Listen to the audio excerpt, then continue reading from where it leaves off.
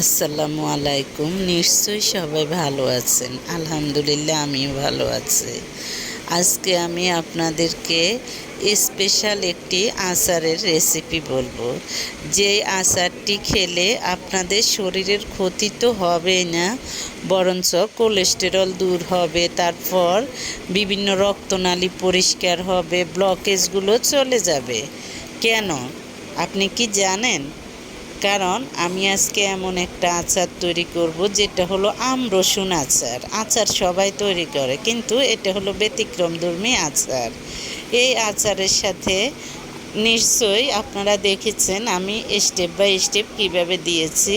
আমি তেমন কোনো মশলা ইউজ করিনি। আমি একটু পাঁচফোড়ন, একটু শুকনো মরিচ, একটু রসুন বাটা, তারপর চিনি দিয়েছি। আমার আমগুলো ছিল খুব টক, তাই আমি চিনি দিয়েছি, একটু লবণ দিয়েছি, একটু সিরকা দিয়েছি। তেমন পরিমাণে বেশি দিনে, যাতে অনেক দিন যাবত আচারটা থাকে।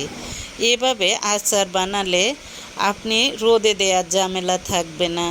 তারপরে আপনার তেল দেওয়ার কোনো ঝামেলা নেই, কারণ যে তেলেই হোক, তেল শরীরের জন্য খুবই ক্ষতিকর।